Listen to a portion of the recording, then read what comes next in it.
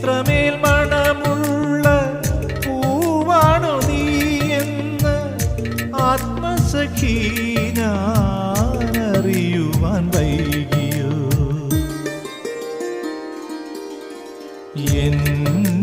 എന്നിണക്കിളിയുടെ നൊമ്പരഗാനം കേട്ടിന്നലെ ഉറങ്ങാതെ ഞാനിരുന്നു. അകലുമക്കാലൊച്ച അകതാരിൽ നിറയുന്ന മൂകദുഃഖങ്ങൾ